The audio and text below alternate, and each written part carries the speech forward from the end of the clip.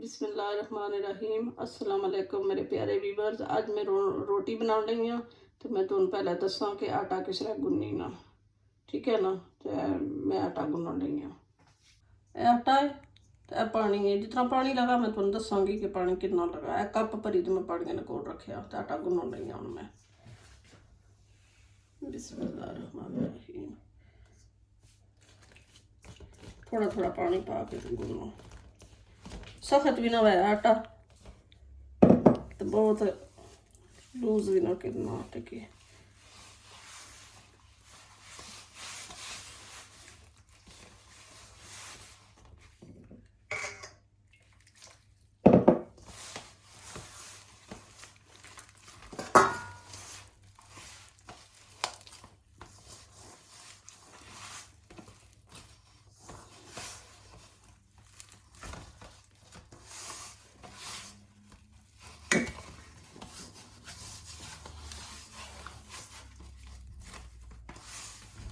गुन के इसकी थोड़ी देर रेस्ट वास्ते रखना, सही रोटियां फिर बननगियां फर्स्ट क्लास।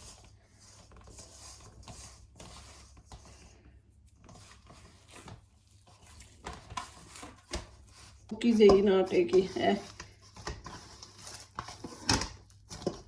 तो 10 मिनट या 15 मिनट रख छोड़ो। आटा जितना रखोगे उतना रेस्ट होएगी तो आटे चपाती सही बनेगी फिर थोड़ी। गुद्दा गया आटा हूँ।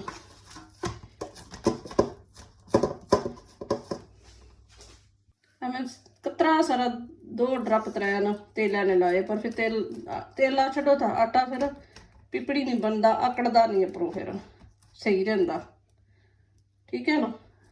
तो मैं थोड़ी देर रेस्ट देंगी तो फिर मैं रोटी बनावांगी, फिर मैं तुम दसांगी रोटी किस तरह बनाई ना। अद्धे कप्पे तू भी थोड़ा पानी लगा, मेरा चाह वाला कप नॉर्मल है। आटा मैं रखा सी 10-15 मिनटा तई रेस्ट हो गई आटे की, सैट हो गया। हूँ मैं चपाती बना रही हाँ, तो मैं दिखाने लगी हाँ कि चपाती किस तरह बनाई ना। बिस्मिल्लाहिर्रहमानिर्रहीम।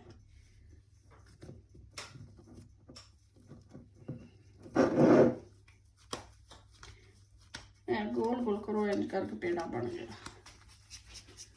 इतना सोहना पेड़ा बन गया माशाअल्लाह। आटा बड़ा सोहना सेट हो गया है।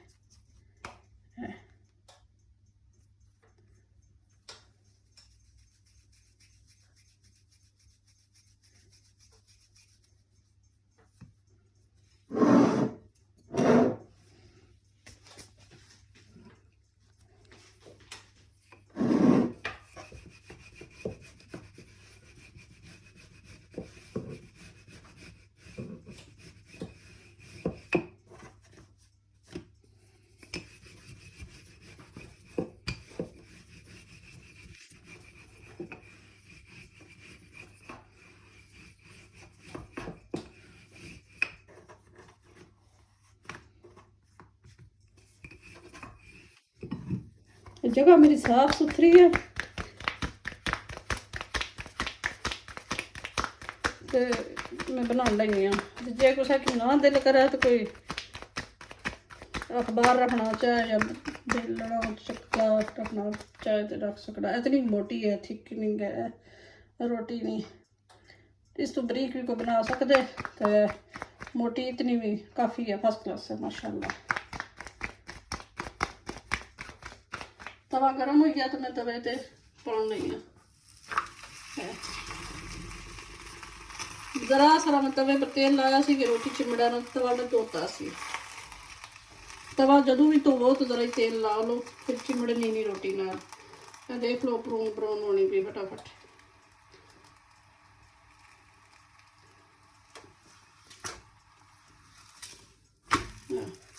फर्स्ट क्लास माशाल्लाह।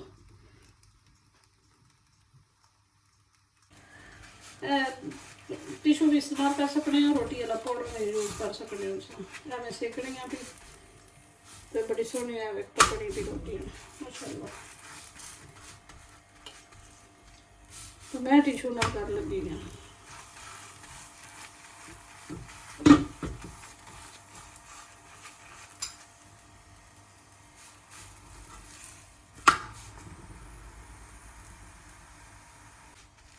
साइडों नालों इंज दबाई ना कि फिर किनारे इसने पकी जाने अच्छी तरह, तो फिर मिडल जो दबाओ थोड़ा जहा इंज करके।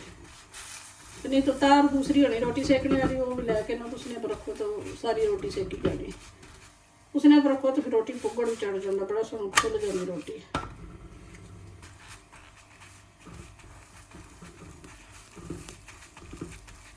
माशाअल्लाह बड़ी सोहनी पक गई रोटी।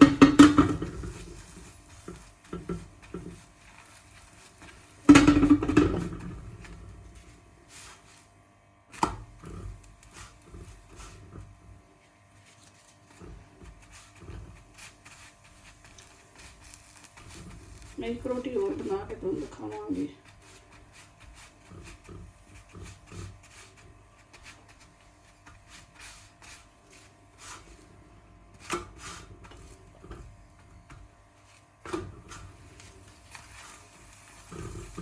यह देख लो रोटी बड़ी सोहनी पक गई, दोनों पासे फर्स्ट क्लास माशाअल्लाह। यह भी फर्स्ट क्लास पक गई। पेड़ा बनाई ना,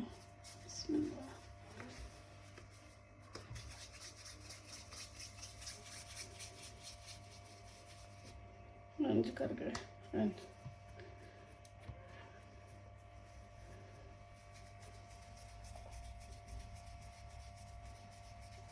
इस तरह करके तो बन जाती रोटी।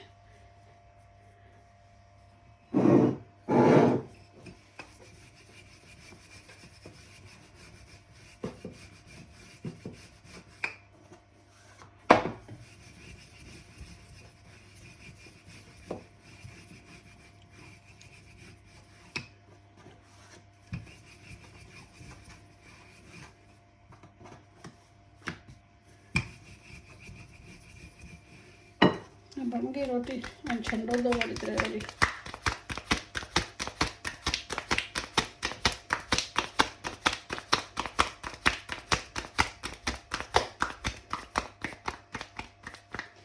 माशाअल्लाह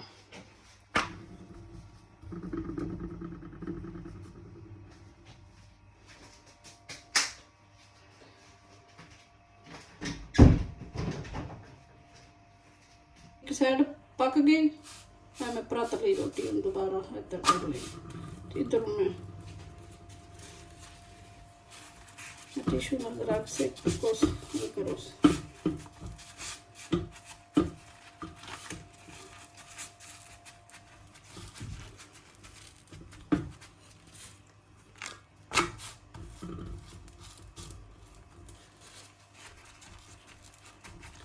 चूल्हे का हिसाब होंगे, किसी चूल्हे तेज़ होंगे, किसी चूल्हे जरी मट्ठे होंगे, तो उसने हिसाब नाल देख लिया।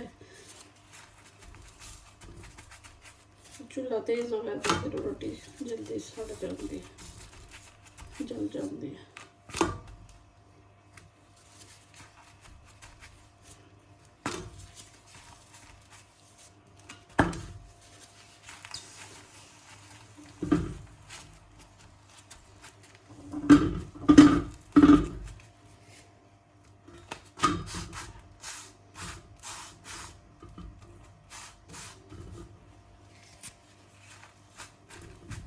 पक गई दो पासियों, ब्राउन ब्राउन हो जानी, जिसका मतलब है नहीं कि सड़ गई, जल गई रोटी, जल्दी को नहीं। माशाल्लाह बड़ी सोहनी पक्की रोटी फर्स्ट क्लास। तो मैं इन्हों की दो रोटियां की बटर पसंद करनी है लाना, तो बच्चे पसंद करते खाना, तो तुसी बटर पसंद करने तो ला लिया, नहीं तो फिर तुसी इस तरह रख लिया,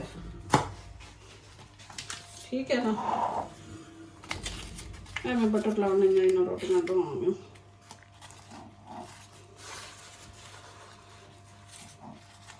थोड़ा थोड़ा कतरा कतरा डाल दो।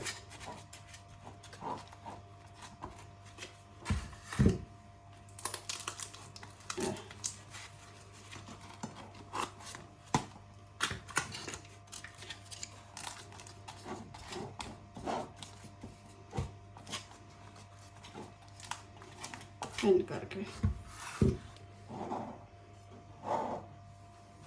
मैं चपाती बनाई, इसने पसंद आई मेरी रोटी बनानी, तरीका सारा पसंद आया तो लाइक शेयर करे, सब्सक्राइब करे ज़रूर। तो अल्लाह हाफिज़।